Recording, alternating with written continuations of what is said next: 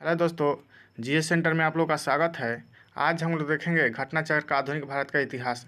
दोस्तों, यह विषय सभी प्रतियोगिता परीक्षाओं के लिए बहुत ही महत्वपूर्ण है। दोस्तों, यह आधुनिक भारत का पार्ट 1 वीडियो है। शुरुआत करने से पहले हम आप लोगों से कहना चाहते हैं कि वीडियो अच्छी लगे तो चैनल को सब्सक्राइब करें, लाइक करें और अपने दोस्तों को शेयर करें। चलिए दोस्तों, शुरुआत करते हैं। आधुनिक भारत का इतिहास। आधुनिक भारत के इतिहास में यूरोपीय कंपनियों का आगमन। दोस्तों, शुरू करते हैं आज के पहले क्वेश्चन से।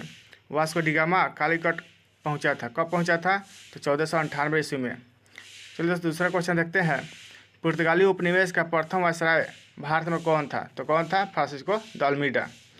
अगला क्वेश्चन देखते हैं। वास्को डी गामा कालीकट में स्वागत किया गया था। किसने स्वागत किया था कालीकट में? तो जमोरी ने किया था। दोस्तों, अगला क्वेश्चन देखेंगे। सही सम्मिलित करना है। इसमें जो दिया है वास्को डी गामा किस देश का था? तो पुर्तगाल का था। क्रिस्टोफर कोलंबस जो था स्पेन का था। कैप्टन कुक जो था ग्रेट ब्रिटेन का था। और तस्मान जो था हॉलैंड का था। चलिए तो अगला क्वेश्चन देखेंगे। भारत में पुर्तगाली शक्ति का वास्तविक संस्थापक कौन था? तो कौन था? अल्बुकर्क। दूसरा जो है, पुर्तगालियों ने भारत में प्रथम दुर्ग का निर्माण किया था। कहाँ निर्माण किया था? कोचीन में। अगला क्वेश्चन देखेंगे। मध्यकाल में सर्वप्रथम भारत से व्यापार संबंध स्थापित करने वाले कौन थे? पुर्तगाली। भारत में प्रथम सामुद्रिक व्यापारिक केंद्र स्थापित किसने किया था? तो पुर्तगालियों ने किया था। बंगाल की बांदेल, चिनसुरा तथा हुगली तथा श्रीरामपुर फैक्ट्रियों में से एक जो पुर्तगालियों द्वारा स्थापित की गई थी वो कौन थी? तो हुगली थी। चलिए अगला क्वेश्चन देखेंगे। पांडिचेरी के संदर्भ में सही कथन है। तो पांडिचेरी पर कब्जा करने वाली पहली यूरोपीय शक्ति कौन थी? पुर्तगाली थे। हुगली को बंगाल की खाड़ी में समुद्री लूटपाट के लिए अड्डा किसने बनाया था? तो पुर्तगालियों ने बनाया था। कलकत्ता का संस्थापक कौन था? जॉब चर्नक। भारत में यूरोपीय शक्ति के प्रवेश के संदर्भ में सही कथन है। तो अंग्रेजों ने अपना पहला कारखाना दक्षिण भारत में मछलीपट्टनम में लगाया था। ऑप्शन ये जो सही है। पूर्वी भारत में अंग्रेजी कंपनी ने 1633 ईस्वी में उड़ीसा में पहला कारखाना लगाया। डुप्ले के नेतृत्व में फ्रांसीसियों ने 1746 ईस्वी में मद्रास पर कब्जा किया था। भारत के साथ व्यापार के लिए सर्वप्रथम संयुक्त पूंजी कंपनी आरंभ करने वाले लोग कौन थे? तो डच थे। सही कथन है। डचों ने पुर्तगालियों को पराजित किया और आधुनिक कोची में उन्होंने फोर्ट विलियम का निर्माण किया था। चलिए अगला क्वेश्चन देखेंगे। भारत में ईस्ट इंडिया कंपनी की सफलता का राज था। तो भारत में राष्ट्रीय भावना की कमी थी। कंपनी के सेना को पश्चिमी प्रशिक्षण मिला था तथा इनके पास आधुनिक हथियार थे। भारतीय सैनिकों में राष्ट्रीय भावना का अभाव था, जिसके फलस्वरूप कोई उन्हें अच्छा वेतन दे अपनी सेवा में लग सकता था। ब्रिटिश कंपनियों में से भारत में व्यापार करने का पहला अधिकार किस कंपनी को मिला था? तो लिवेंट कंपनी को मिला था। लंदन में ब्रिटिश ईस्ट इंडिया कंपनी के गठन के समय भारत का बादशाह कौन था? तो अकबर था। वह मुगल सम्राट जिसके शासनकाल में इंग्लिश ईस्ट इंडिया कंपनी ने भारत में सर्वप्रथम कारखाना लगाया था वो कौन था? जहांगीर था। भारत में 1613 ईस्वी में अंग्रेजों ने अपनी पहली फैक्ट्री स्थापित की थी। कहाँ स्थापित की? सूरत में। वह अंग्रेज अधिकारी जिसने पुर्तगालियों को स्वाली के स्थान पर हराया था वो कौन था? Thomas best. यूरोपीय व्यापारिक कंपनियों में से सूरत में सर्वप्रथम अपना कारखाना किसने स्थापित किया था? तो अंग्रेजों ने स्थापित किया था। ब्रिटिश ईस्ट इंडिया कंपनी ने बम्बई लिया था। किससे लिया था? पुर्तगालियों से लिया था। ईस्ट इंडिया कंपनी का गवर्नर जिसे औरंगजेब द्वारा भारत से निष्कासित किया गया वो कौन था? Sir John child. प्रथम कर्नाटक युद्ध का तत्कालिक कारण क्या था? अंग्रेजों द्वारा फ्रांसीसी जहाज़ों का अधिग्रहण। कर्नाटक युद्ध लड़ा गया था अंग्रेज एवं फ्रांसीसी के मध्य। सही सम्मिलित करना है। सूची 1 या सूची 2। प्रथम कर्नाटक युद्ध एक्सला चैपल की संधि से अंत हुआ था। द्वितीय कर्नाटक युद्ध जो था अनिर्णायक युद्ध था। तृतीय कर्नाटक युद्ध था पेरिस की संधि से अंत हुआ था। और प्रथम मैसूर युद्ध, इसमें ब्रिटेन की हार हुई थी। प्रथम यूरोपियन व्यक्ति जिसने भू क्षेत्र अर्जित करने के उद्देश्य से भारतीय राजाओं के झगड़े में भाग लेने की नीति आरंभ की थी वो कौन था? डुप्ले। भारत में फ्रांसीसियों ने अपना सबसे पहला कारखाना स्थापित किया था। कहाँ स्थापित किया था? सूरत में। फर्स्ट ईस्ट इंडिया कंपनी स्थापित हुई थी। लुई 14वें के शासनकाल में। भारत में फ्रांसीसी कंपनी का संस्थापक किसे माना जाता है? तो काल्बर्ट को माना जाता है। बंगाल में डचों द्वारा स्थापित गियर कारखाना कहाँ था? चुनसूरा में। फ्रांसीसी दक्कन में शक्ति आंदोलन स्थापित करने में असफल रहे क्योंकि अंग्रेज की फौज शक्तिशाली थी। भारत में यूरोपीय शक्तियों के आगमन का क्रम है। पहले आया था पुर्तगाली, डच, अंग्रेज और फ्रांसीसी। सही सुमिलन है पांडिचेरी। पांडिचेरी किसके अधीन था? फ्रेंचों के अधीन था। गोवा जो है इस पर किसका अधिकार था? पुर्तगालियों का अधिकार था। और ट्रांकेवार जो था डेनिश का अधिकार था इस पर। और सतराज जो था इस पर डच का अधिकार था। यूरोपियों में से स्वतंत्रता पूर्व भारत में व्यापारी के रूप में सबसे अंत में कौन आया था? फ्रांसीसी। ईस्ट इंडिया कंपनी और बंगाल का नवाब। बंगाल मुगल सम्राट द्वारा नियुक्त बंगाल का अंतिम गवर्नर था मुर्शिद कुली खान। वह युद्ध जिसने भारत में ब्रिटिश प्रभुत्व का प्रारंभ किया था, प्लासी का युद्ध, सिराजुद्दौला लॉर्ड क्लाइव द्वारा परास्त हुआ था। किस युद्ध में? प्लासी के युद्ध में। 1757 ईस्वी में युद्ध हुआ था, प्लासी का युद्ध। भारतवर्ष में ब्रिटिश साम्राज्य का संस्थापक कौन था? Robert Clive. Albuquerque, Robert Clive, फ्रांसीसी डुप्ले तथा लॉर्ड कॉर्नवालिस में से जिसे स्वर्ग से उत्पन्न सेनायक कहा गया है, तो किसे कहा गया है? रॉबर्ट क्लाइव को। प्लासी का युद्ध मैदान कहाँ अवस्थित है? पश्चिम बंगाल में। प्लासी का युद्ध लड़ा गया था। कब लड़ा गया था? 1757 ईस्वी में। बंगाल का वह नवाब जिसने अपनी राजधानी मुर्शिदाबाद से मुंगेर स्थानांतरित की थी, वो कौन था? मीर कासिम। सबसे अधिक निर्णायक युद्ध जिसने अंग्रेजों के भारत में प्रभुत्व को स्थापित किया था, वो कौन था युद्ध? बक्सर का युद्ध 1764 में हुआ था। बक्सर के युद्ध के समय दिल्ली का शासक कौन था? शाह आलम द्वितीय। बक्सर की लड़ाई के समय बंगाल का नवाब कौन था? मीर जाफर। इंग्लैंड की ईस्ट इंडिया कंपनी की भारत में प्रथम निर्णायक सैन्य सफलता मानी जाती है। किस युद्ध को? बक्सर के युद्ध को। ईस्ट इंडिया कंपनी को दीवानी प्रदान की थी किसने? शाह आलम द्वितीय ने। 1765 ईस्वी में ईस्ट इंडिया कंपनी को बंगाल की दीवानी प्रदान की थी मुगल सम्राट ने। यही शाह आलम द्वितीय थे। वह गवर्नर जिसके कार्यकाल में ईस्ट इंडिया कंपनी को शहंशाह शाह आलम द्वारा बंगाल, बिहार तथा उड़ीसा में दीवानी अधिकार दिए गए, वो कौन था? Lord Clive. शाह आलम द्वितीय ने ईस्ट इंडिया कंपनी को बंगाल, बिहार तथा उड़ीसा की दीवानी कब प्रदान की? 12 अगस्त 1765 ईस्वी को। इलाहाबाद के संधि के बाद रॉबर्ट क्लाइव ने मुर्शिदाबाद का उप दीवान किसे नियुक्त किया था? मोहम्मद रजा खान को। 1765 ईस्वी में दीवानी प्रदान किए जाने के बाद ब्रिटिश सबसे पहले जिस पर्वतीय जनजाति के संपर्क में आए थे वो कौन थे? खासी। 18वें शतक में भारत में लड़े गए युद्धों का सही कालक्रम है। अंबर का युद्ध, तो उसके बाद प्लासी का युद्ध, उसके बाद वांडीवास का युद्ध और उसके बाद है बक्सर का युद्ध। अगला जो है वांडीवास का युद्ध जो हुआ था 1760 में हुआ था। इसमें किसको हराया था? ब्रिटेन ने फ्रेंच को हराया था। उसके बाद सही सुमिलित करना है। बक्सर का युद्ध जो है मीर कासिम के विरुद्ध ईस्ट इंडिया कंपनी लड़ा था। दूसरा जो है वांडीवास का युद्ध फ्रांसीसी के विरुद्ध ईस्ट इंडिया कंपनी लड़ा था। चिलियावाला का युद्ध जो हुआ था डलहौजी के विरुद्ध मतलब हुआ था, सिखों और डलहौजी के विरुद्ध हुआ था। खुर्दा का युद्ध जो हुआ था निजाम और मराठा के विरुद्ध हुआ था। भारत में अंग्रेजों का सर्वाधिक विरोध किसने किया था? मराठा ने किया था, मराठा द्वारा किया गया था। क्षेत्रीय राज्य और पंजाब एवं मैसूर। रणजीत सिंह के राज्य में सम्मिलित कौन नगर था? तो सम्मिलित जो नगर था वो श्रीनगर था। रणजीत सिंह संबंधित थे सुकरचकिया मिसल से। महाराजा रणजीत सिंह के राज्य की राजधानी कहाँ थी? लाहौर। रणजीत सिंह ने सुप्रसिद्ध कोहिनूर हीरा प्राप्त किया था शाह शुजा से। ईश्वर की इच्छा थी कि मैं सब धर्मों को एक निगाह से देखूं, इसलिए उसने दूसरी आँख की रोशनी ले ली। यह कथन किसने कहा था? महाराजा रणजीत सिंह ने। महाराजा रणजीत सिंह के उत्तराधिकारी कौन थे? खड़क सिंह। सिख राज्य का अंतिम राजा कौन था? दिलीप सिंह। पंजाब के पूर्व महाराजा दिलीप सिंह के विषय में 23 अक्टूबर 1893 को उनका निधन पेरिस में हुआ। नासिक में उनकी अंत्येष्टि हुई। उन्होंने कभी सिख धर्म नहीं छोड़ा, वह कभी रूस नहीं गए थे। वैसे कौन सा कथन सही है? इसमें जो कथन सही है 23 अक्टूबर 1893 को उनका निधन पेरिस में हुआ था, ये ऑप्शन सही है, बाकी ऑप्शन गलत है। पंजाब के विलय के पश्चात पंजाब पर शासन करने के लिए 3 परिषद सदस्य थे। तो सर हेनरी लॉरेंस अध्यक्ष थे, जॉन लॉरेंस एवं चार्ल्स ग्रेविल मांसेल।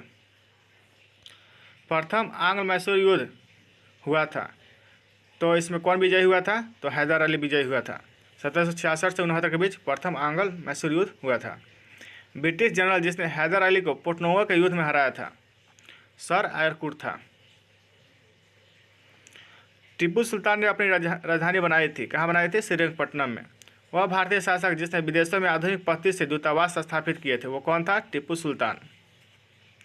टीपू सुल्तान ने ब्रिटिश सेना को 1780 में हराया था, कहाँ पर? पोलीलूर में। अंग्रेजों ने श्रीरंगपट्टनम की संधि की थी टीपू सुल्तान के साथ। टीपू सुल्तान अंग्रेजों के साथ युद्ध में मारे गए। कब मारे गए थे? 1799 ईस्वी में। ये चौथा आंग्ल मैसूर युद्ध था जिसमें टीपू सुल्तान की मृत्यु हुई थी। सही सम्मिलित करना है इसमें। प्रथम आंग्ल मैसूर युद्ध जो हुआ था, इसमें हैदर अली विजित हुआ था। द्वितीय आंग्ल मैसूर युद्ध हुआ था, इससे अनिर्णायक था। और तृतीय आंग्ल मैसूर युद्ध हुआ था, इसमें टीपू सुल्तान युद्ध में पराजित हुआ और अपना भूभाग अंग्रेजों को दे दिया। चतुर्थ आंग्ल मैसूर युद्ध में टीपू पराजित किया गया और युद्ध में वो मारा गया।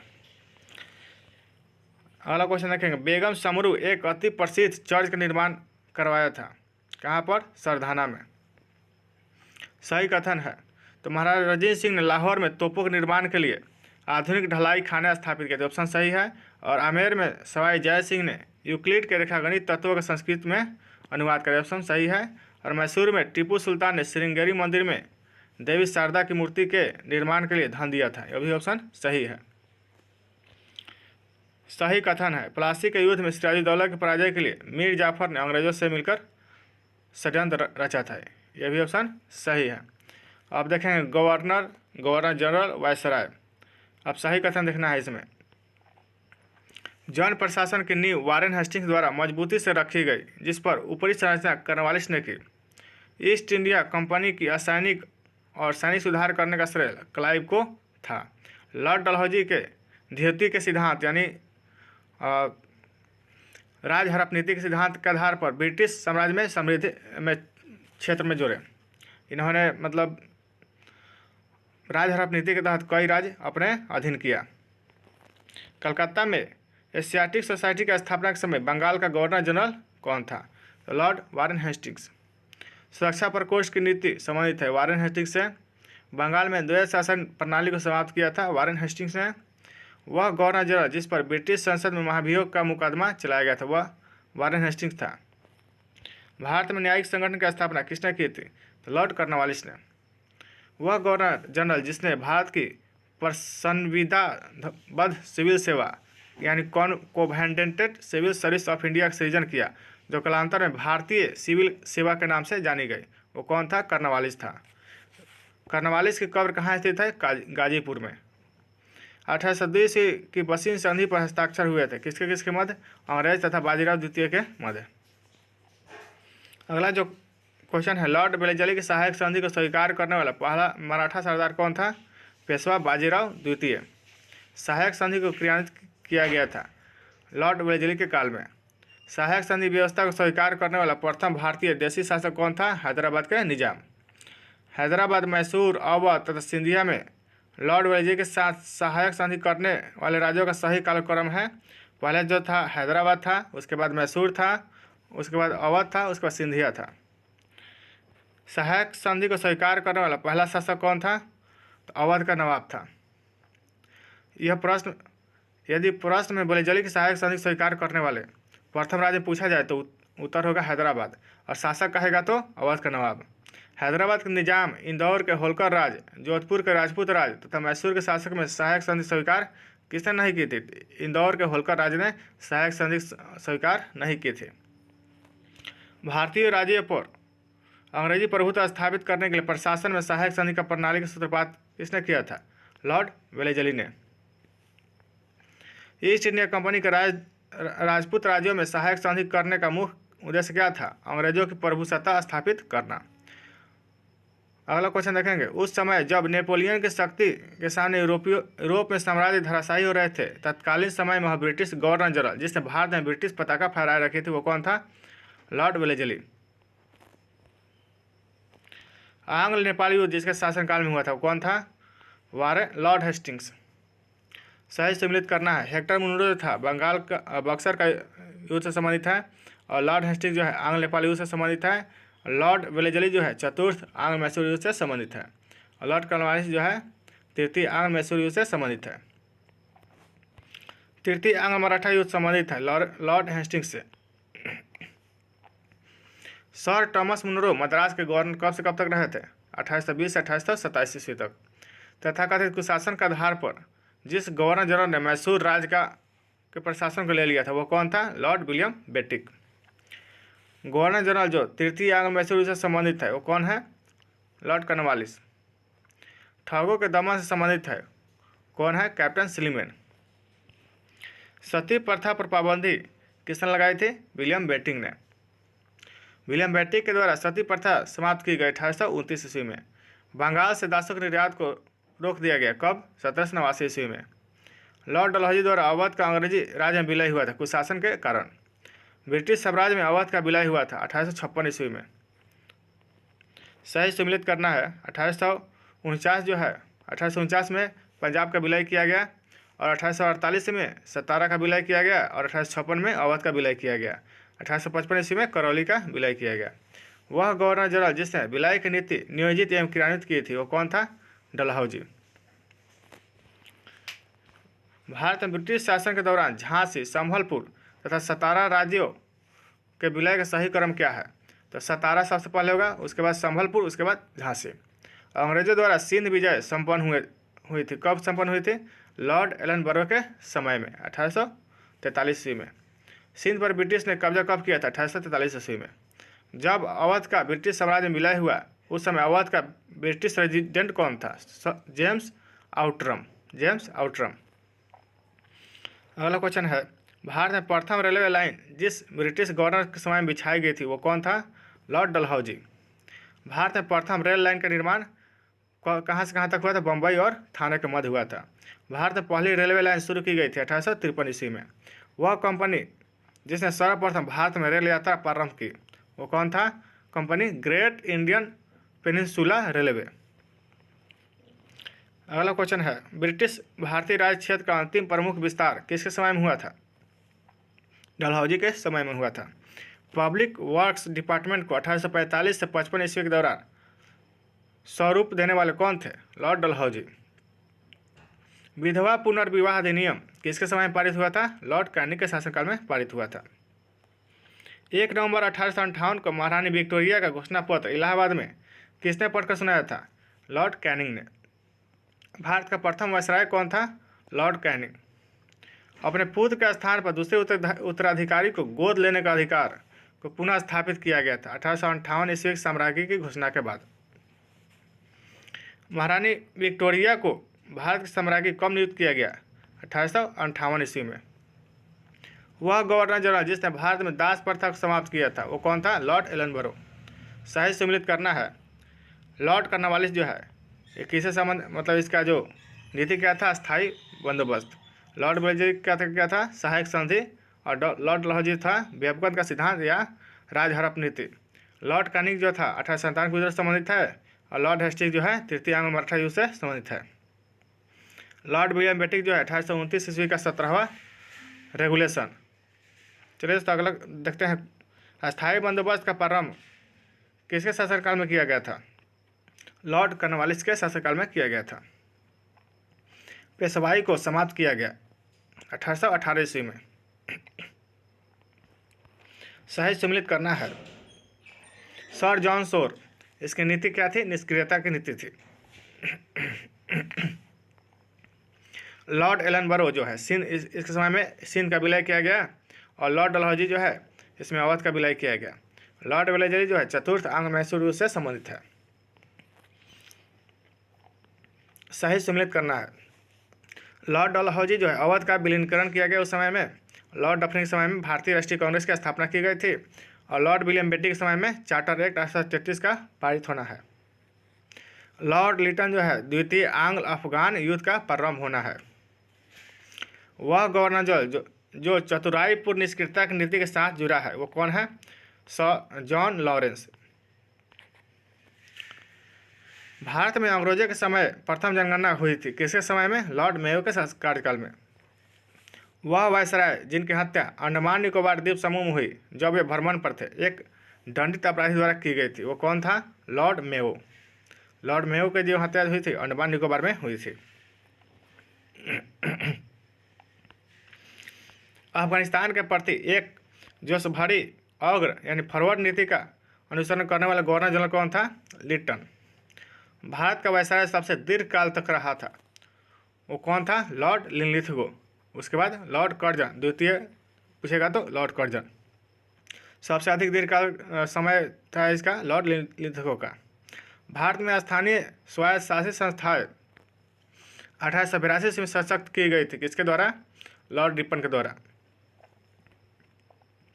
लॉर्ड रिपन को अस्थायी स्वशासन का जनक माना जाता है। एल्बर्ट विवाद का संबंध जो है किस संबंधित है? तो यूरोप के लोगों के मामलों की सुनवाई करने के लिए भारतीय न्यायाधीश पर लगाई गई अयोग्यताओं को हटाने जाने से था। महिलाओं तथा बच्चों की कार्यवधि के घंटों को सीमित करने तथा स्थानीय शासन को आवश्यक नियम बनाने के लिए प्राधिकृत करने के लिए प्रथम फैक्ट्री अधिनियम किस समय में अभिग्रहण किया गया था? लॉर्ड रिपन के कार्यकाल में 1881 में। भारत में स्थानीय स्वायत्त शासन का जनक माना जाता है, किसे माना जाता है? लॉर्ड रिपन को। सही सम्मिलित करना है। क्लाइव के द्वारा बंगाल में दोहरा शासन लगाया गया था और विलियम बेटिक ने अंग्रेजी शिक्षा की शुरुआत की थी और चार्ल्स मेटकप ने प्रिंस पर से प्रतिबंध हटाया था। लॉर्ड विलियम बेटिक जो है सती प्रथा का निषेध किया था और लॉर्ड रिपन जो है स्थानीय शासन का स्वायत्त शासन का जनक माना जाता है। लॉर्ड कर्जन को बंगाल विभाजन का जनक माना जाता है। चलिए अगला क्वेश्चन देखते हैं। भारतीय पुरातत्व सर्वेक्षण की स्थापना किसके काल में हुई थी? तो ये जो है लॉर्ड कर्जन के समय में हुई थी। प्राचीन स्मारक संरक्षण एक्ट पारित हुआ था, किसके समय में? लॉर्ड कर्जन के कार्यकाल में। भारत में कर्जन के प्रशासन की तुलना औरंगजेब से किसने की थी? जीके गोखले ने। भारत में ब्रिटिश साम्राज्य के दौरान Lord Curzon, Lord Chelmsford, Lord Hardinge और लॉर्ड इरविन वायसरायों का सही कालक्रम क्या है? तो पहला जो है लॉर्ड कर्जन है, उसके बाद लॉर्ड हार्डिंग है, उसके बाद लॉर्ड चेम्सफोर्ड, उसके बाद लॉर्ड इरविन। फूट डालो और राज करो की नीति किस गवर्नर के द्वारा अपनाई गई थी? लॉर्ड कर्जन के द्वारा। वह गवर्नर जनरल जिसने सबसे पहले पृथक निर्वाचन मंडल की व्यवस्था और मुसलमानों को जीतने उन्हें कांग्रेस के विरुद्ध करने के लिए इस्तेमाल की थी, वो कौन था? Lord Minto. मुस्लिम लीग की स्थापना जो हुई थी 1906 में हुई थी। भारत का एकमात्र और यहूदी वायसराय कौन था? Lord reading.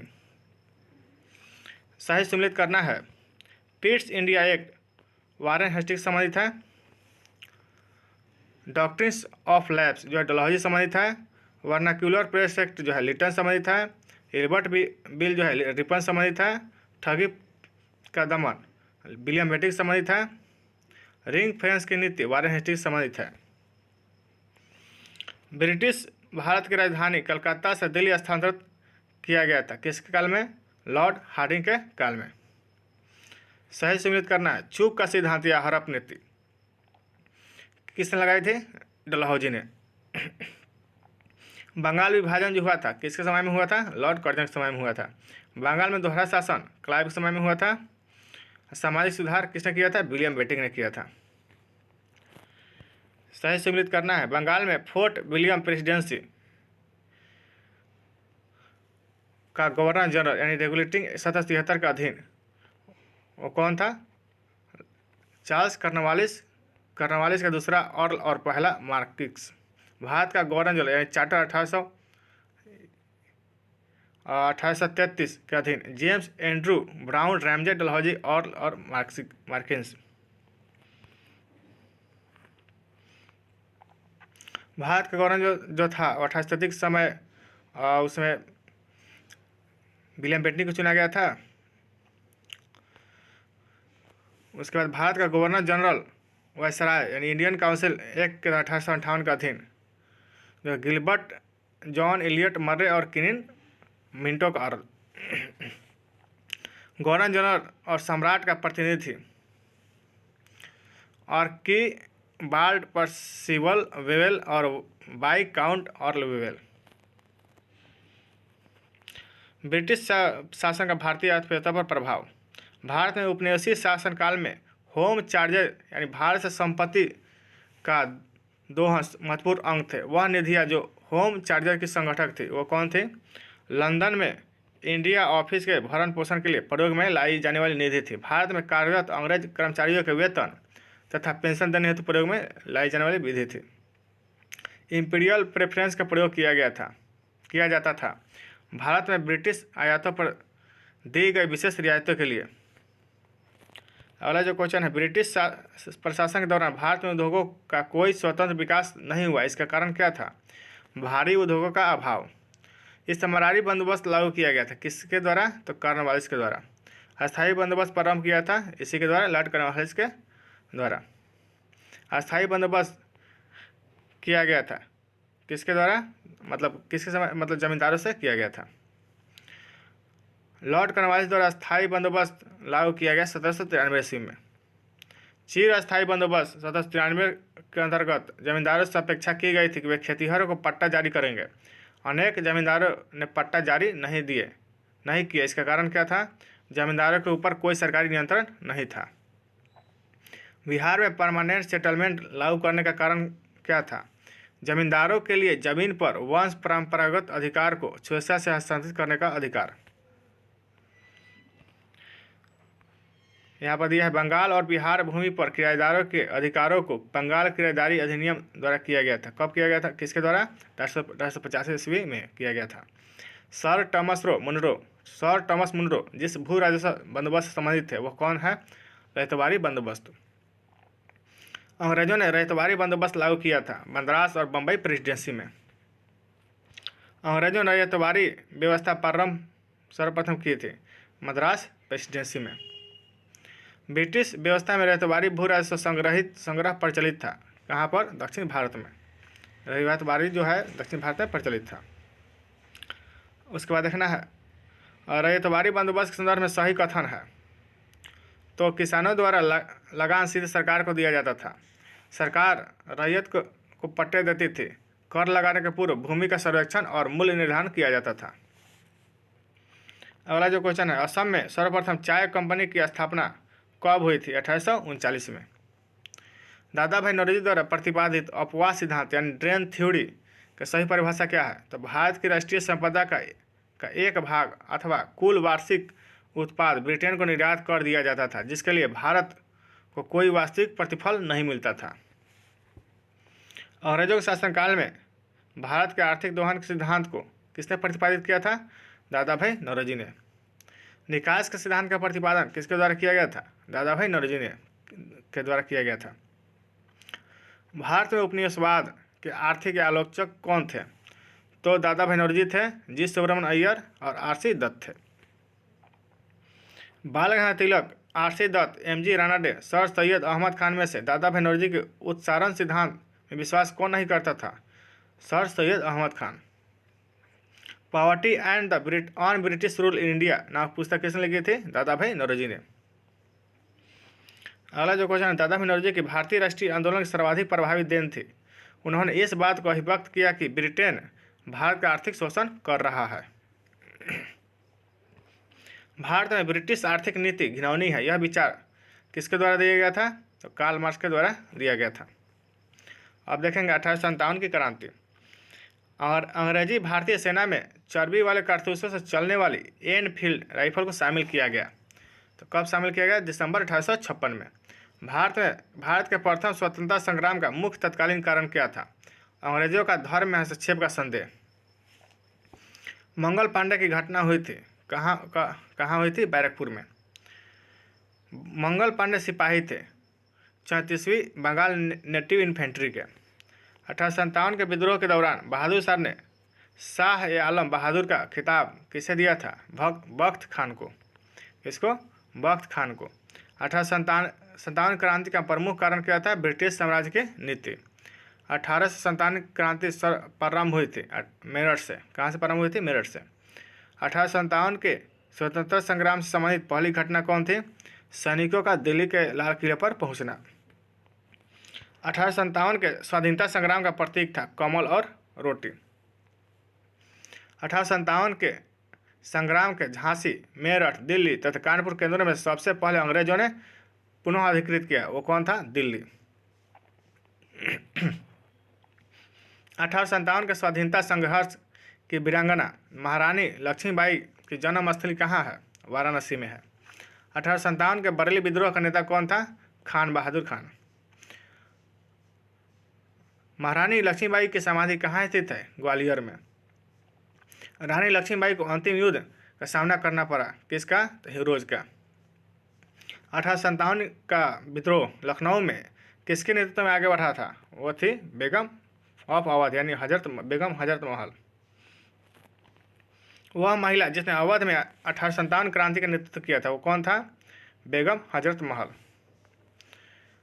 इलाहाबाद में 1857 के संग्राम के नेता कौन थे? मौलवी लियाकत अली। 1857 के संघर्ष में भाग लेने वाले सिपाहियों की सर्वाधिक संख्या थी अवध से। नाना साहब का कमांडर इन चीफ कौन था? तात्या टोपे। अजीमुल्ला खान का सलाहकार कौन था? नाना साहब। वर्ष 1857 के विद्रोह के संदर्भ में नाना साहब, कुंवर सिंह, खान बहादुर खान, तात्या टोपे, वह जिसे उसके मित्र ने धोखा दिया तथा जिसे अंग्रेजों द्वारा बंदी बनाकर मार दिया गया, वो कौन थे? तात्या टोपे।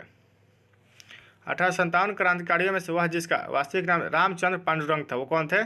तात्या टोपे। तात्या टोपे का वास्तविक नाम क्या था? रामचंद्र पांडुरंग। कुंवर सिंह 1857 के विद्रोह के एक प्रमुख नायक थे। वो किस राज्य संबंधित थे? बिहार से, बिहार के आरा से। पटना के 1857 के स्वतंत्रता संग्राम के नेता कौन थे? राजपूत कुंवर सिंह। असम में 1857 क्रांति का नेता कौन था? दीवान मनीराम दत्त। 1857 के विद्रोह का बिहार में 15 जुलाई 1857 से 20 जनवरी 1858 तक केंद्र था, वो कौन था? जगदीशपुर। जगदीशपुर का वह व्यक्ति जिसने 1857 ईस्वी के विप्लव में क्रांतिकारियों का नेतृत्व किया था, वो कौन था? कुंवर सिंह। जगदीशपुर के राजा कौन थे? कुंवर सिंह थे। 1857 की क्रांति में अंग्रेजों एवं जोधपुर की संयुक्त सेना को पराजित करने वाला कौन था? अहुआ के ठाकुर कुशल सिंह। अजमेर, जयपुर, नीमच तथा अहुआ में से राजस्थान में 1857 क्रांति का केंद्र कौन नहीं था? तो जयपुर नहीं था, बाकी सब थे। अजमेर था, नीमच था, अहुआ था, जो 1857 क्रांति का केंद्र था। चंद्रशेखर आजाद, राम प्रसाद बिस्मिल, शहादत खान तथा माखनलाल चतुर्वेदी में से 1857 में अंग्रेजों से संघर्ष नहीं किया था, वो कौन नहीं किया था? शहादत खान ने नहीं किया था। मौलवी अहमदुल्ला शाह, मौलवी इदादुल्ला शाह, मौलवी फजले हक खैराबादी, नवाब लियाकत अली में से 1857 के विद्रोह में अंग्रेजों का सबसे कट्टर दुश्मन कौन था? मौलवी अहमदुल्ला शाह। 1857 के विद्रोह को देखने वाला उर्दू कवि कौन था? तो मिर्जा गालिब था। सुप्रसिद्ध उर्दू शायर मिर्जा गालिब, इसका मूल निवास कहाँ था? आगरा। आज़ादी की पहली लड़ाई 1857 में भाग नहीं लिया, वो कौन नहीं थे? भाग नहीं लिए थे, भगत सिंह ने भाग नहीं लिए थे। 1857 के विद्रोह में बेगम हजरत महल, कुंवर सिंह, उधम सिंह तथा मौलवी अहमदुल्ला में से संबंधित नहीं था, वो कौन नहीं था? उधम सिंह। बेगम हजरत महल थे और कुंवर सिंह और मौलवी अहमदुल्ला जो है 1857 क्रांति से संबंधित थे। 1857 के स्वतंत्रता संग्राम में अंग्रेजों की सर्वाधिक सहायता करने वाला कौन राजवंश था? ग्वालियर के सिंधिया। भारत में शिक्षित मध्यम वर्ग ने 1857 के विद्रोह की से तटस्थता बनाए रखी थी। अगला क्वेश्चन देखेंगे। खेतिहर, मजदूर, साहूकार, कृषक तथा जमींदार वर्गों में 1857 के विद्रोह में भाग नहीं लिया था, कौन भाग नहीं लिया था? साहूकार तथा जमींदार ने। झांसी, चित्तौड़, जगदीशपुर तथा लखनऊ में से वह क्षेत्र जो 1857 के विद्रोह से प्रभावित नहीं था, वो कौन नहीं था? चित्तौड़ नहीं था, बाकी सब थे। झांसी, जगदीशपुर तथा लखनऊ जो है 1857 के विद्रोह के केंद्र थे। बिहार के दानापुर, पटना, आरा, मुजफ्फरपुर, मुंगेर में से 1857 के विद्रोह से अप्रभावित भाग कौन था? तो मुंगेर था। यहाँ पर विद्रोह का केंद्र नहीं था। चलिए दोस्तों, अगला जो है सुमिलित करना है। बख्त खान जो थे, ये कहाँ से संबंधित है? दिल्ली से। मौलवी अहमदुल्ला अवध से। वीर कुंवर सिंह आरा से। नाना साहब कानपुर से। सही सम्मिलित करना है।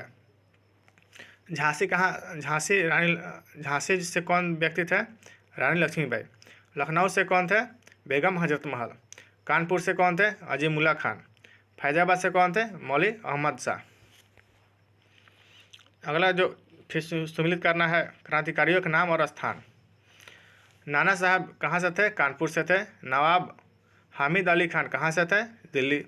मौलवी अहमदुल्ला कहाँ से थे? लखनऊ से। मनी राम दीवान जो है असम से थे।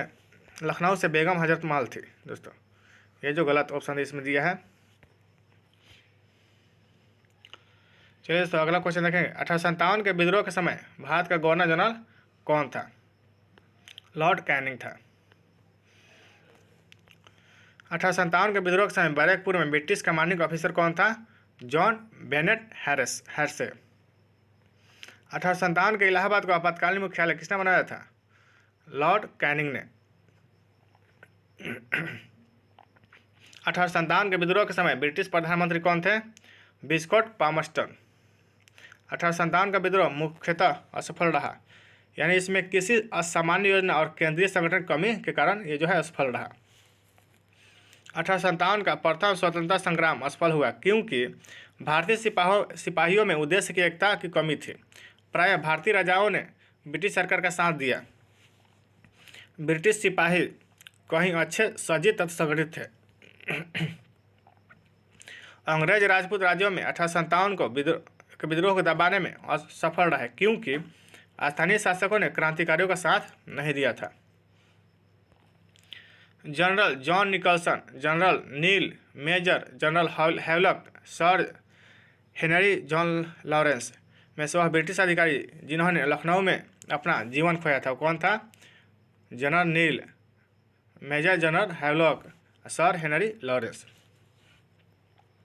1857 में प्रथम स्वतंत्रता संग्राम ब्रिटिश सरकार से स्वतंत्रता प्राप्त करने में असफल रहा, कथन है। उसके बाद ये कारण यह बहादुर शाह जफर के नेतृत्व को जन सहयोग नहीं मिला था और अधिकांश महत्वपूर्ण रियासतों के शासक उसका साथ देने में कतरा गए। कथन और कारण दोनों सत्य है। कारण कथन का सही स्पष्टीकरण है। दोनों जो ऑप्शन है सही है। 1857 के विद्रोह को एक षड्यंत्र की संज्ञा दी थी। किसने दी थी? सर जेम्स आउट्रम एवं डब्ल्यू टेलर ने। वह आधुनिक इतिहासकार जिसने 1857 के विद्रोह को स्वतंत्रता की पहली लड़ाई कहा था, बीडी सावरकर। भारतीय स्वाधीनता आंदोलन का सरकारी इतिहासकार कौन था? एस.एन. सेन। भारतीय भाषा में 1857 के विप्लव के कारणों पर लिखने वाला प्रथम भारतीय कौन था? सर सैयद अहमद खान। तथाकथित प्रथम राष्ट्रीय स्वतंत्रता संग्राम न प्रथम, न राष्ट्रीय और न ही स्वतंत्र संग्राम था। यह कथन किसका है? आर.सी. मजूमदार। 1857 क्रांति के बारे में सही अवधारणा है। इसने भारत में ईस्ट इंडिया कंपनी के शासन के प्रणाली को खत्म कर दिया था, मृतप्राय बना दिया था। महारानी विक्टोरिया ने भारतीय प्रशासन को ब्रिटिश ताज के नियंत्रण में लेने की घोषणा कब की? 1 नवंबर 1858 को। साम्राज्ञी विक्टोरिया ने 1858 की घोषणा में भारतीयों को बहुत सी चीज़ें दिए जाने का आश्वासन दिया था। यह आश्वासन जिसे ब्रिटिश शासन ने पूरा किया था, यानी रियासतों को हड़पने की नीति समाप्त कर दी जाएगी। महारानी विक्टोरिया की उद्घोषणा का उद्देश्य क्या था? तो भारतीय राज्यों को ब्रिटिश साम्राज्य में मिलाने के किसी भी विचार का परित्याग करना तथा भारतीय प्रशासन को ब्रिटिश क्राउन के अंतर्गत रखना। चलिए दोस्तों अगला क्वेश्चन देखेंगे। पब्लिक सर्विस आयोग, पील आयोग, हंटर आयोग तथा साइमन कमीशन में 1857 के विद्रोह के दमन के बाद भारतीय फौज के 9 संगठन से संबंधित है। वो कौन है? पील आयोग। 1857 के विद्रोह के बाद ब्रिटिश सरकार के सिपाहियों का इन प्रांतों से चयन किया गया। कहाँ से किया गया था? गोरखा से, सिख एवं पंजाबी उत्तर प्रांत से। अन्य जन आंदोलन 1857 के विद्रोह के ठीक बाद बंगाल में सन्यासी विद्रोह, संथाल विद्रोह, नील उपद्रव तथा पावना विद्रोह में से विप्लव हुआ था। कौन हुआ था बंगाल में? नील विद्रोह। जस्ट 1857 के विद्रोह के बाद ही नील विद्रोह हुआ था। नील कृषकों की दुर्दशा पर लिखी गई पुस्तक नील दर्पण के लेखक कौन थे? दीनबंधु मित्र। वंदे मातरम गीत किसने लिखा है? बंकिम चंद्र चटर्जी ने। आनंद मठ उपन्यास की कथा वस्तु आधारित है किस पर? सन्यासी विद्रोह पर। वह विद्रोह जिसका उल्लेख बंकिम चंद्र चटर्जी ने अपने उपन्यास आनंद मठ में करके प्रसिद्ध किया, वो कौन विद्रोह था? सन्यासी विद्रोह। मुंगेर के बरहिया ताल का विरोध का उद्देश्य क्या था? बकास्त भूमि की वापसी की मांग। 19वीं शताब्दी के दौरान होने वाले बहावी आंदोलन का मुख्य केंद्र कौन था? पटना। कुक्का आंदोलन को संगठित किसने किया था? गुरु राम सिंह ने। पागलपंथी विद्रोह वस्तुतः एक विद्रोह था किसका? तो गारो का। पागलपंथ की स्थापना किसने की थी? करम शाह ने। फराजी विद्रोह का नेता कौन था? दादू मियाँ। फराजी क्या थे? कौन थे? हाजी शरीयतुल्लाह के अनुयायी थे। वेलुथम्पी ने अंग्रेजों के विरुद्ध आंदोलन का नेतृत्व किया था। कहाँ पर? केरल में। महाराष्ट्र में रामोसी कृषक जत्था स्थापित किया था वासुदेव बलवंत फड़के ने। रामोसी विद्रोह सही स्वरूप में जिसे भौगोलिक इलाके में हुआ था वह कौन था? पश्चिमी घाट। पश्चिमी घाट में रामोसी विद्रोह हुआ था। गडकरी विद्रोह का केंद्र कौन था? कोल्हापुर।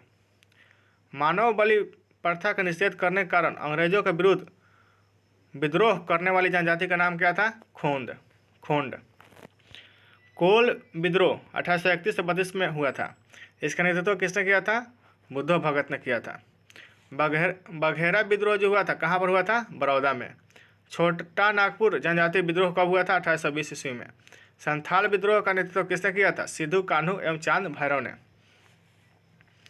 1855 ईस्वी में संथालों ने जिस अंग्रेज कमांडर को हराया था वो कौन था? मेजर बारो। भील विद्रोह, कोल विद्रोह, रामपा विद्रोह तथा संथाल विद्रोह में से वह घटना जो महाराष्ट्र में घटित हुई वो कौन थी? भील विद्रोह। भील विद्रोह जो है महाराष्ट्र में घटित हुई थी। रामपा विद्रोह जो आंध्र प्रदेश में हुई थी और कोल विद्रोह भी पंजाब में हुई थी। मेवाड़, बंगाल और पास के क्षेत्रों के भीलों में सामाजिक सुधार के लिए लस्तोड़िया आंदोलन का सूत्रपात किसने किया था? गोविंद गिरी ने। उलगुलान विद्रोह जुड़ा था बिरसा मुंडा से। उलगुलान विद्रोह किस समय था? बिरसा मुंडा से। मुंडा विद्रोह का नेता कौन था? बिरसा मुंडा। मुंडा विद्रोह को ही उलगुलान विद्रोह कहा जाता है। जिस आदिवासी नेता को जगत पिता यानी धरती आबा कहा जाता था वो कौन था? बिरसा मुंडा। बिरसा मुंडा का कार्य क्षेत्र कहाँ था? रांची। जनजातीय लोगों के संबंध में आदिवासी शब्द का प्रयोग किया था किसने? ठक्कर बापा ने। भारत में 19वीं शताब्दी के जनजातीय विद्रोह के लिए जैसे साझा कारण मुहैया किया। जनजातीय समुदाय की प्राचीन भूमि संबंधी व्यवस्था का संपूर्ण विदारण। हौज विद्रोह हुआ था 1820 से 21 के दौरान। 1820-21 के दौरान हुआ था हौज विद्रोह। खैरवार आदिवासी का आंदोलन हुआ था 1874 ईस्वी में। संभलपुर के अनेक ब्रिटिश विरोधी विद्रोह का नेता कौन था? सुरेंद्र शाह। नील विद्रोह, संथाल विद्रोह, दक्कन के दंगे, सिपाही का विद्रोह सही कालक्रम से जाना है। सबसे पहले हुआ था संथाल विद्रोह, उसके बाद सिपाही विद्रोह, उसके बाद नील विद्रोह, उसके बाद दक्कन के दंगे। उसमें सही सम्मिलित करना है। मोपला विद्रोह किस संबंधित है? किस राज्य से? तो केरल से। पाबना विद्रोह जो है बंगाल संबंधित है। एका आंदोलन जो है अवध से संबंधित है। बिरसा मुंडा विद्रोह बिहार संबंधित है। 1921 का मोपला विद्रोह हुआ था कहाँ पर? केरल में। सही सम्मिलित करना है। बैरकपुर विद्रोह जो हुआ था नवंबर 1824 में हुआ था। बरहामपुर विद्रोह जो हुआ था फरवरी 1857 ईस्वी में हुआ था। संथाल विद्रोह 1855-56 में हुआ था और बेलौर विद्रोह जो हुआ था जुलाई 1806 में हुआ था। सही सम्मिलित करना है। कुक्का विद्रोह का क्षेत्र कौन सा था? कुक्का विद्रोह जो था पंजाब में हुआ था और कोली विद्रोह कहाँ हुआ था? महाराष्ट्र में। चुआर विद्रोह कहाँ हुआ था? पश्चिम बंगाल में। कुकी आंदोलन विद्रोह कहाँ हुआ था? त्रिपुरा में। अहोम विद्रोह कहाँ हुआ था? मतलब किसने किया था? गोमधर कुंवर ने किया था। ताना भगत आंदोलन जो है किस व्यक्ति संबंधित है? जतरा भगत संबंधित है। अंग्रेजों के विरुद्ध भीलों द्वारा प्रारंभ की गई थी। कहाँ प्रारंभ की गई थी? मध्य प्रदेश और महाराष्ट्र में। ताना भगत आंदोलन जतरा उराव ने प्रारंभ किया था। कब प्रारंभ किया था? 1914 ईस्वी में। महात्मा गांधी एवं उनके विचारों से प्रभावित होने वाले प्रथम आदिवासी कौन नेता थे? जोरानांग। आधुनिक भारत में शिक्षा का विकास पढ़ना है इसमें। भारत में अंग्रेजों ने प्रथम मदरसा स्थापित कहाँ किया था? तो कलकत्ता में किया था। एशियाटिक सोसाइटी ऑफ बंगाल के संस्थापक कौन थे? Sir William Jones. वाराणसी में प्रथम संस्कृत महाविद्यालय की स्थापना किसने की थी? जोनाथन डंकन ने की थी। अगला क्वेश्चन है, दादा भाई नौरोजी, माइकल मधुसूदन दत्त, राजा राममोहन राय तथा विवेकानंद में से वह जिन्हें पेरिस की रॉयल एशियाटिक सोसाइटी की सदस्यता प्रदान की गई थी, वो कौन व्यक्ति थे? माइकल मधुसूदन दत्त। इन्हें पेरिस की रॉयल सोसाइटी की सदस्यता प्रदान की गई थी। सर्वप्रथम भगवत गीता का अंग्रेजी में अनुवाद किसने किया था? चार्ल्स विल्किंस ने। कालिदास की प्रसिद्ध रचना शकुंतला का पहली बार अंग्रेजी में अनुवाद किया गया था। किसके द्वारा? सर विलियम जोन्स के द्वारा किया गया था। स्वतंत्रता पूर्व अवधि में ब्रिटिश सरकार द्वारा भारत में आधुनिक शिक्षा के प्रसार का मुख्य उद्देश्य क्या था? छोटे प्रशासनिक पदों पर नियुक्ति हेतु शिक्षित भारतीयों की आवश्यकता थी उस समय। ब्रिटिश सरकार के जिस अधिनियम ने पहली बार भारत में शिक्षा के लिए 1 लाख रुपए दिए थे, वो कौन अधिनियम था? चार्टर अधिनियम 1813। चार्ल्स वुड का आदेश पत्र किससे संबंधित है? चार्ल्स वुड शिक्षा से संबंधित है। हिंदी का पहला समाचार पत्र उदंड मार्टर्ड 30 मई 1826 को प्रकाशित हुआ था। कहाँ से प्रकाशित हुआ था? तो कलकत्ता से प्रकाशित हुआ था। हंटर कमीशन का रिपोर्ट में विशेष जोर दिया गया था। तो हंटर कमीशन के रिपोर्ट में इस पर जोर दिया गया था प्राथमिक शिक्षा के सुधार एवं विकास पर। नेशनल काउंसिल ऑफ एजुकेशन की स्थापना नेशनल काउंसिल ऑफ एजुकेशन की स्थापना कब की गई थी? 15 अगस्त 1906 ईस्वी को। सैडलर आयोग संबंधित था। किससे संबंधित है? शिक्षा से संबंधित। सैडलर आयोग 1917 में हुआ था। सैडलर आयोग की स्थापना। शिक्षा में सुधार हेतु ब्रिटिश सरकार ने सैडलर विश्वविद्यालय आयोग कब नियुक्त किया था? 1917 ईस्वी में। लॉर्ड मैकाले संबंधित है किससे? कौन शिक्षा से? अंग्रेजी शिक्षा से। भारत के औपनिवेशिक काम में अधोमुखी निष्पंदन सिद्धांत संबंधित था शिक्षा क्षेत्र से। भारत की शैक्षिक नीति में फिल्टरेशन थ्योरी के प्रतिपादक कौन थे? Lord Macaulay. भारत में आधुनिक शिक्षा प्रणाली की नींव कब पड़ी थी? 1835 ईस्वी के मैकाले के स्मरण पत्र से। भारत में अंग्रेजी शिक्षा प्रारंभ की गई थी। किसके शासनकाल में? लॉर्ड विलियम बेंटिंक के शासनकाल में। भारत में प्रथम 3 विश्वविद्यालय की स्थापना हुई थी। कब हुई थी?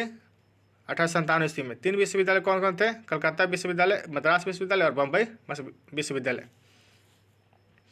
जिसके सतत प्रयत्नों से बम्बई में प्रथम महिला विश्वविद्यालय की स्थापना की गई थी, वो कौन व्यक्ति थे? डी.के. कर्वे। डी.के. कर्वे के द्वारा बम्बई में प्रथम महिला विश्वविद्यालय की स्थापना की गई थी।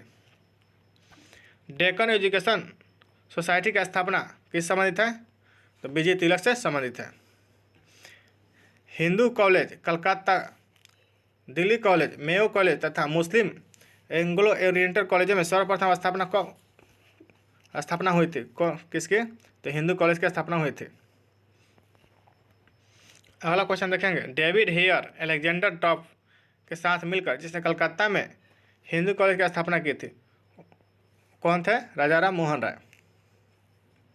बाल गंगाधर तिलक, स्वामी विवेकानंद, महात्मा गांधी तथा मदन मोहन मालवीय में से भारतीय विश्वविद्यालय में धार्मिक शिक्षा के लिए प्रबल रूप से वकालत किसने की थी? तो मदन मोहन मालवीय ने की थी। बनारस हिंदू विश्वविद्यालय का शिलान्यास किसने किया था? लॉर्ड हार्डिंग ने। अलीगढ़ मुस्लिम विश्वविद्यालय अलीगढ़ में है, और डॉक्टर भीमराव अम्बेडकर विश्वविद्यालय लखनऊ में है। बनारस हिंदू विश्वविद्यालय वाराणसी में है तथा इलाहाबाद विश्वविद्यालय में से सर्वप्रथम केंद्रीय विश्वविद्यालय घोषित किया गया था। किसको केंद्रीय विश्वविद्यालय घोषित किया गया था? बनारस हिंदू विश्वविद्यालय वाराणसी को। आधुनिक भारत में प्रेस का विकास। भारत का पहला समाचार पत्र कौन था? Bengal gazette. Wellesley Hastings John Adams Dalhousie में सर्वप्रथम प्रेस सेंसरशिप किसने लागू की थी? वेलेजली ने। 1878 का वर्नाक्यूलर प्रेस एक्ट रद्द कर दिया गया था, किसके द्वारा? लॉर्ड रिपन ने रद्द किया था। वर्नाक्यूलर प्रेस एक्ट का किसके द्वारा लगाया था? वर्नाक्यूलर प्रेस एक्ट तो लॉर्ड लिटन के द्वारा लगाया गया था, और इसको रद्द किसने किया था? लॉर्ड रिपन ने। वह गवर्नर जनरल जिसके समय भारतीय भाषा प्रेस अधिनियम समाप्त किया गया था, वो कौन था? रिपन। पत्रकार के कर्तव्य का निर्वहन करते हुए जेल जाने वाले प्रथम भारतीय कौन थे? बाल गंगाधर तिलक। अमेरिका में फ्री हिंदुस्तान का अखबार किसने शुरू किया था? तारकनाथ दास ने। फारसी साप्ताहिक मिरातुल अखबार को प्रकाशित कौन करते थे? राजा राम मोहन राय। 1880 के दशक में इंडियन मिरर अखबार का प्रकाशन होता था, कहाँ से? तो कलकत्ता से। गदर पत्र का प्रथम अंक प्रकाशित हुआ था, किस भाषा में? उर्दू भाषा में। गदर पार्टी का पत्र गदर था, एक साप्ताहिक पत्र था। अगला जो क्वेश्चन है, अमृत बाजार पत्रिका की स्थापना किसने की थी? शिशिर कुमार घोष ने की थी। लोकमान्य बाल गंगाधर तिलक ने भारतीय स्वतंत्रता संग्राम की सेवा के उद्देश्य से जो समाचार पत्र प्रारंभ किया था, वह कौन था? केसरी। क्रांतिकारी काल की लोकप्रिय पत्रिकाएं जो अनेक कारणों से कांग्रेस की आलोचना करती थी, वो कौन थी? बंगवासी तथा काल तथा केसरी, ये तीनों थी जो कांग्रेस की आलोचना करते थे। वह समाचार पत्र जिन्होंने भारतीय स्वतंत्रता संग्राम के काल में क्रांतिकारी आतंकवाद की वकालत की थी, वो कौन थे? संध्या, युगांतर तथा काल। अगला क्वेश्चन है, सोम प्रकाश नामक समाचार पत्र किसके द्वारा शुरू किया गया था? ईश्वर चंद्र विद्यासागर के द्वारा शुरू किया गया था। New India, leader, young India तथा फ्री प्रेस जर्नल अखबारों में से मुख्यतः उदारवादियों की नीतियों का प्रचारक कौन था? लीडर था। लीडर के संपादक कौन थे? Madan Mohan Malviya. The Indian opinion पत्र नहीं छपा गया था, किस भाषा में? उर्दू भाषा में नहीं छपा गया था। इंडियन ओपिनियन पत्रिका के प्रथम संपादक कौन थे? मनसुख लाल नजर। एक साप्ताहिक के रूप में यंग इंडिया का शुभारंभ किसने किया था? होम रूल पार्टी ने किया था। भारतीय द्वारा अंग्रेजी भाषा में प्रकाशित प्रथम समाचार पत्र कौन था? हिंदू पैट्रियट। नील आंदोलन का जमकर समर्थन करने वाले हिंदू पैट्रियट के संपादक कौन थे? हरिश्चंद्र मुखर्जी थे। अंग्रेजी साप्ताहिक वंदे मातरम के साथ अपने को संबंध किया था, अरविंद घोष। इंडियन नेशन, पंजाब केसरी, प्रभाकर तथा डॉन में से जिस अखबार का प्रकाशन पटना से होता था, वो कौन था? Indian nation. इंडियन नेशन का प्रकाशन कहाँ से होता था? पटना से होता था। स्वदेश वाहिनी के संपादक कौन थे? के रामकृष्ण पिल्लई। अंग्रेजी पत्र इंडिपेंडेंट जुड़ा था, किस व्यक्ति से? मोतीलाल नेहरू से। अगला जो है सम्मिलित करना है समाचार पत्र और भाषा। भारत मित्र जो है हिंदी में छपा जाता था, राष्ट्रमत मराठी में, प्रजा मित्र गुजराती में, नायक बंगाली में, दैनिक आज किसके द्वारा छपा गया था? शिव प्रसाद गुप्त के द्वारा। The leader Madan Mohan Malviya. National Herald Jawaharlal Nehru से संबंधित है। द पायनियर जो है जॉर्ज एलन के द्वारा प्रकाशित किया गया था। कानपुर से प्रकाशित जिस समाचार पत्र के माध्यम से विजय सिंह पथिक ने बिजौलिया आंदोलन को समूचे भारत में चर्चा का विषय बना दिया था, वो कौन था? प्रताप। हरिजन के प्रारंभकर्ता कौन थे? हरिजन समाचार पत्र के प्रारंभकर्ता कौन थे? महात्मा गांधी। गांधी जी द्वारा शुरू किए गए एक साप्ताहिक पत्र हरिजन का प्रथम अंक 11 फरवरी 1933 को प्रकाशित किया गया। कहाँ से? पूना, वर्तमान में पुणे से है। मराठी पाक्षिक बहिष्कृत भारत का आरंभ किसने किया था? B.R. अम्बेडकर ने। अल हिलाल, कॉमरेड, द इंडियन सोशियोलॉजिस्ट तथा जमींदार में से वह जर्नल जो अबुल कलाम आज़ाद द्वारा प्रकाशित है, कौन है? अल हिलाल। अल हिलाल के जो संपादक कौन थे? अबुल कलाम आज़ाद। वर्ष 1920 में लाहौर से लाला लाजपत राय द्वारा जिस उर्दू समाचार पत्र को प्रारंभ किया गया था वह कौन है? वंदे मातरम। उसका सही सम्मिलित करना है समाचार पत्र और संपादक। हिंदू के संपादक कौन थे? जी सुब्रमण्यम अय्यर। सुधारक समाचार पत्र के संपादक कौन थे? GK. Gokhale. Voice of India के संपादक कौन थे? दादा भाई नौरोजी। बंगाली के संपादक कौन थे? एस.एन. बनर्जी। बॉम्बे क्रॉनिकल के संपादक कौन थे? फिरोज शाह मेहता। और कॉमनवेल्थ के संपादक कौन थे? Annie Besant. और लीडर के संपादक कौन थे? मदन मोहन मालवीय। सर्च लाइट के संपादक कौन थे?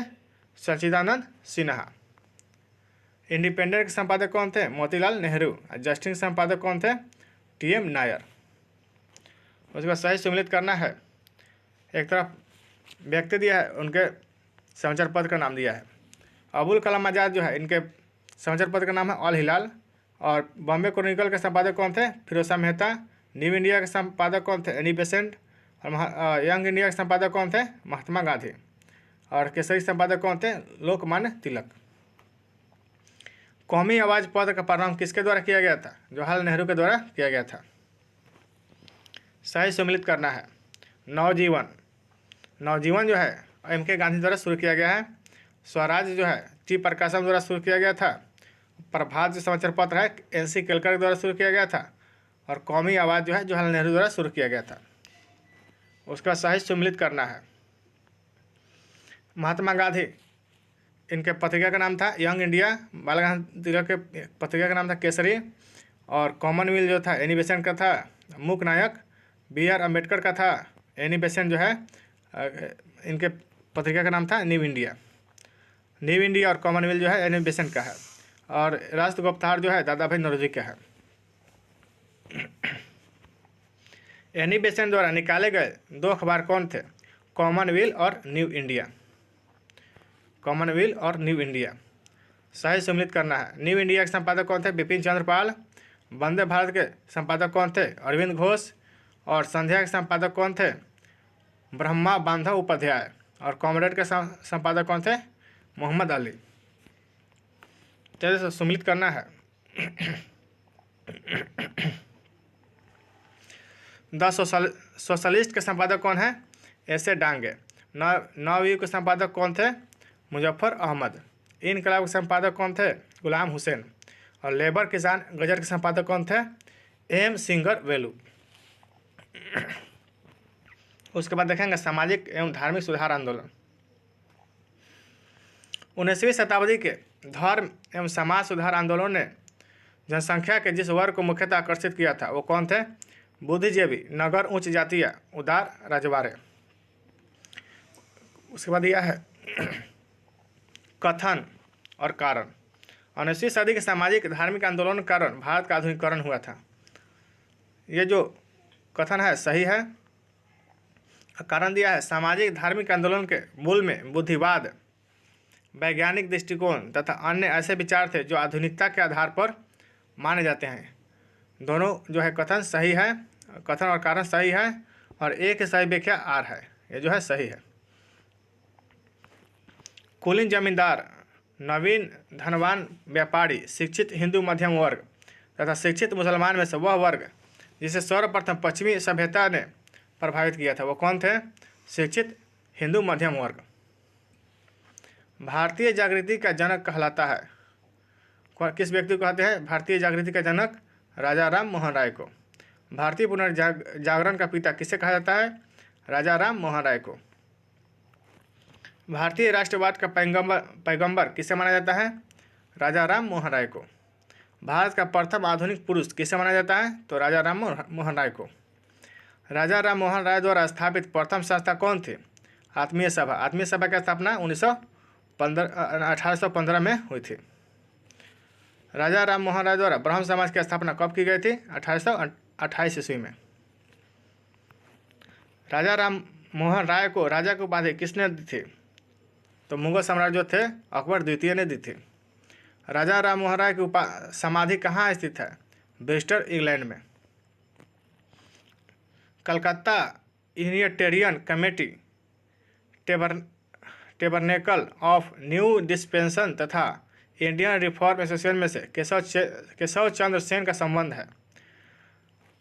टेबरनेकल ऑफ न्यू डिस्पेंसन तथा इंडियन रिफॉर्म एसोसिएशन की स्थापना से है।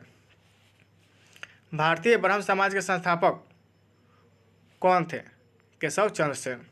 ब्रह्म समाज का सिद्धांत आधारित है एकेश्वरवाद पर। बाल विवाह, सती प्रथा, पाश्चात्य शिक्षा तथा मूर्ति पूजा में से वह जिसका विरोध राजा राम मोहन राय ने नहीं किया था वो कौन था? पाश्चात्य शिक्षा। बाकी सबका विरोध किया था। बाल विवाह, सती प्रथा तथा मूर्ति पूजा का विरोध किया था। ब्रह्म समाज के बारे में सही कथन है, इसने मूर्ति पूजा का विरोध किया। धार्मिक ग्रंथों की व्याख्या के लिए इसने पुरोहित वर्ग को अस्वीकारा। यह सभी कथन सत्य है। 19वीं शताब्दी के उत्तरार्ध में नव हिंदूवाद के सर्वश्रेष्ठ प्रतिनिधि कौन थे? स्वामी विवेकानंद। विवेकानंद ने शिकागो में आयोजित पार्लियामेंट ऑफ वर्ल्ड्स रिलीजन में भाग लिया था। कहाँ पर? 1893 में शिकागो में। प्रख्यात समाज सुधारक जिसने ज्ञान योग, कर्मयोग, राजयोग नामक पुस्तकें लिखी थी वो कौन थे? स्वामी विवेकानंद। रामकृष्ण मिशन की स्थापना किसने की थी? स्वामी विवेकानंद ने की थी।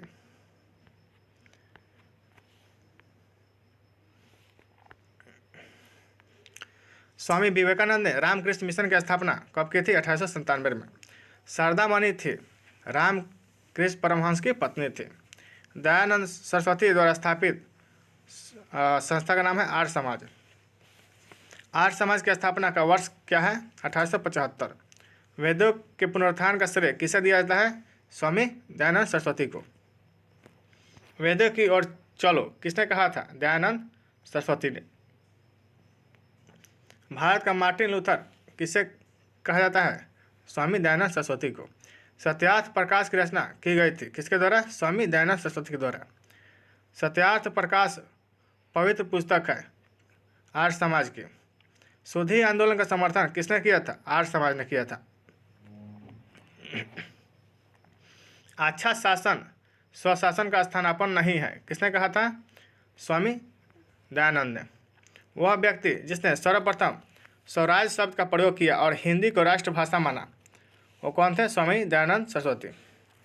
तुलसीदास, राजा राममोहन राय तथा स्वामी विवेकानंद तथा दयानंद सरस्वती का सही कालक्रम क्या है? सबसे पहले है तुलसीदास, उसके बाद राजा राममोहन राय, उसके बाद दयानंद सरस्वती, उसके बाद है स्वामी विवेकानंद। महाराष्ट्र में प्रार्थना समाज की स्थापना किसने की थी? आत्माराम पांडुरंग ने। महाराष्ट्र में प्रार्थना समाज का मुख्य संचालक कौन था? एमजी रानाडे। देव समाज के संस्थापक कौन थे? शिव नारायण अग्निहोत्री। 1873 ईस्वी में सत्यशोधक समाज की स्थापना किसने की थी? ज्योतिबा फूले ने। गुलामगिरी के लेखक कौन थे? ज्योतिबा फूले। पिछड़े वर्गों का उत्थान मुख्य कार्यक्रम था किस संस्था का? सत्यशोधक समाज का जो मुख्य कार्यक्रम था पिछड़े वर्गों का उत्थान। सत्यशोधक समाज ने संगठित किया था महाराष्ट्र में एक जाति विरोधी आंदोलन। वह बंगाली नेता जिसने सामाजिक धार्मिक सुधारों का विरोध किया और रूढ़िवादिता को समर्थन किया था वो कौन थे? राधाकांत देव। राधा स्वामी सत्संग के संस्थापक कौन थे? स्वामी दयाल साहब, शिव दयाल साहब सॉरी। महाराष्ट्र का वह सुधारक जिसे लोकहितवादी कहा जाता था किसे कहा जाता था? गोपाल हरि देशमुख को। महाराष्ट्र में विधवा पुनर्विवाह हेतु अभियान का नेतृत्व किसने किया था? विष्णु परशुराम पंडित ने। 19वीं सदी के महानतम पारसी समाज सुधारक कौन थे? Behram ji M Malabari. The age of consent act कब पारित हुआ था? 1891 में। उसका प्रधान संबल था सामाजिक धार्मिक सुधार। उसने सामाजिक बुराइयों के निराकरण के लिए विधान निर्माण का सहारा लिया और बाल विवाह, पर्दा प्रथा के उन्मूलन के लिए अविराम परिश्रम किया। सामाजिक समस्याओं पर राष्ट्रीय स्तर पर विचार विमर्श को प्रोत्साहित करने हेतु उसने भारतीय राष्ट्रीय सामाजिक सम्मेलन का उद्घाटन किया जिसके अधिवेशन बहुत वर्षों तक भारतीय राष्ट्रीय कांग्रेस साथ साथ होते रहे। इस उदाहरण में सांकेतिक व्यक्ति कौन है? महादेव गोविंद रानाडे। भारतीय स्वतंत्रता आंदोलन के समय राष्ट्रीय सामाजिक सम्मेलन का गठन किया गया। इसके गठन के लिए उत्तरदायी का कारण क्या था? भारतीय राष्ट्रीय कांग्रेस अपने कार्यक्रम में सामाजिक सुधारों को नहीं रखना चाहते थे, इसलिए प्रस्तुत उद्देश्य के लिए उसने अलग से संगठन बनाने का सुझाव दिया था। सही कथन है केशव चंद्र सेन के नेतृत्व में ब्रह्म समाज ने नारी शिक्षा के लिए आंदोलन चलाया था। जो सही है, विनोबा भावे ने शरणार्थियों में काम करने के लिए सर्वोदय समाज की स्थापना की थी। यह भी ऑप्शन सही है। 1856 में कानून पारित हुए थे, वो कौन थे? धार्मिक असुविधा कानून, हिंदू विधवा पुनर्विवाह कानून। पश्चिमी भारत के डीके कर्वे का नाम जिस संदर्भ में आता है वो कौन है? स्त्री शिक्षा तथा विधवा पुनर्विवाह। वह व्यक्ति जिसने विधवा पुनर्विवाह के लिए संघर्ष किया और उसे कानूनी रूप से वैध बनाने में सफलता प्राप्त की, वो कौन व्यक्ति थे? ईश्वर चंद्र विद्यासागर। उसके बाद देखना है सही कथन है, और इसमें मतलब देखना है सही कथन। 1829 में विलियम बेंटिंक ने सती प्रथा को कानून द्वारा अपराध घोषित कर दिया था, और 1856 में सरकार ने कानून बनाया जिसके अनुसार हिंदू विधवाएं पुनर्विवाह कर सकती थी। यह भी सही है। 1875 ईस्वी में स्वामी दयानंद सरस्वती द्वारा आर्य समाज की स्थापना की गई थी। यह भी ऑप्शन सही है। 1843 के एक्ट 5 ने गैर कानूनी बना दिया था किसको? दासता को, यानी गुलामी को। दास प्रथा का अंत लॉर्ड एलनबरो द्वारा किया गया था। अगला जो है 1872 में नेटिव मैरिज एक्ट को पारित कराने में महत्वपूर्ण भूमिका किसने निभाए थे? केशव चंद्र सेन ने निभाए थे। बाल विवाह तथा बाल विवाह प्रथा को नियंत्रित करने हेतु 1872 के सिविल मैरिज एक्ट ने लड़कियों के विवाह की न्यूनतम उम्र कितनी निर्धारित की थी? 14 वर्ष। अगला जो है 1853 में जन्मे ये पश्चिमी भारत के पारसी थे। इंडियन स्पेक्टेटर तथा वॉइस ऑफ इंडिया के संपादक थे।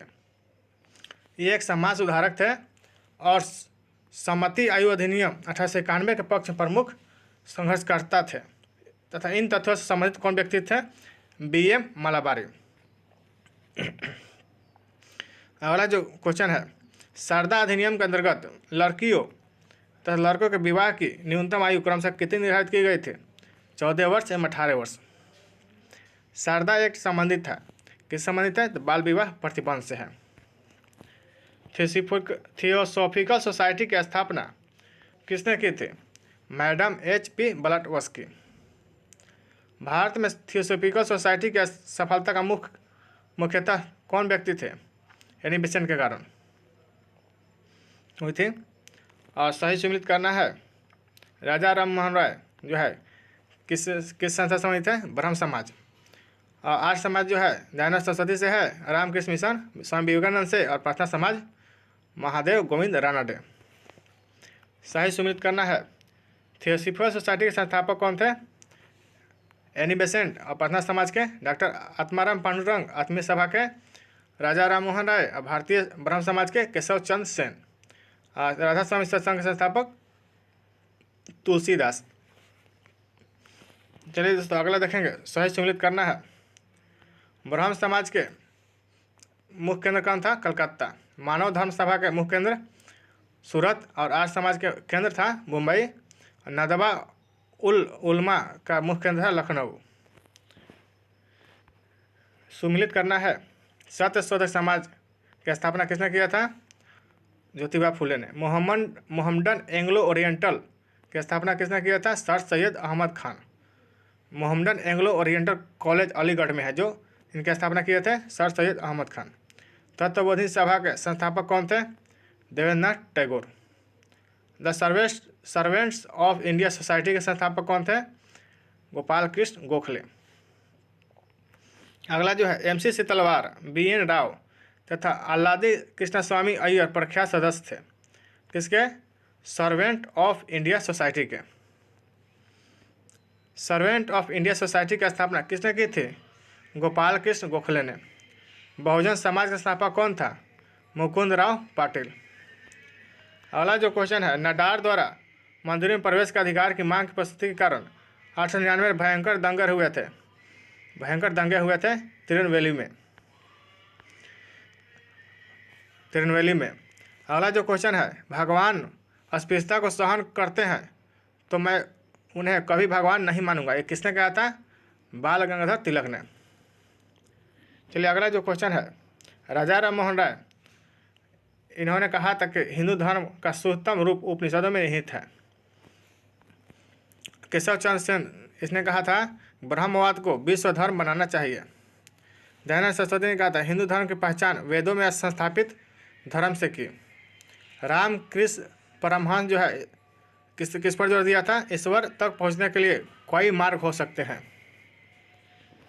समाज सुधारक जो संस्कृत भाषा में प्रवीणता के लिए जाने जाते हैं वो कौन कौन व्यक्ति हैं? दयानंद सरस्वती, स्वामी दयानंद सरस्वती, ईश्वरचंद्र विद्यासागर एवं राजा राम मोहन राय। सही कथन है, ब्रह्म समाज एकेश्वरवाद का समर्थन करता था, ये सही है।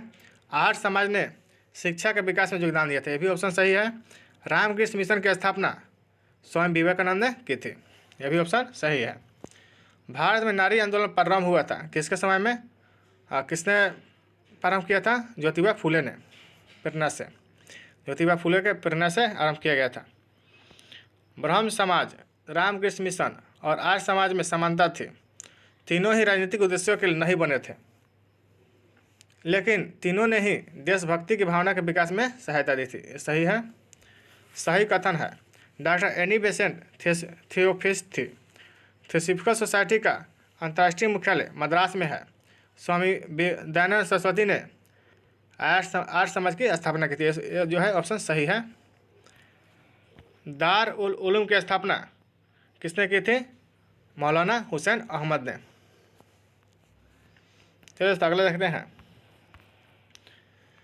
देवबंद आंदोलन आरंभ हुआ था, यूपी में आरंभ हुआ था। कब आरंभ हुआ था? 1866 ईस्वी में। 1924 का बंगाल का तारकेश्वरवाद, 1924 का बंगाल तारकेश्वर आंदोलन विरुद्ध था। किसके विरुद्ध था? मंदिरों में भ्रष्टाचार का। हाल ही पहल किससे संबंधित थी? बंधुआ मजदूर से। चलिए दोस्तों आज का सेशन समाप्त करते हैं, फिर मिलेंगे अगले सेशन में, तब तक के लिए बहुत बहुत धन्यवाद।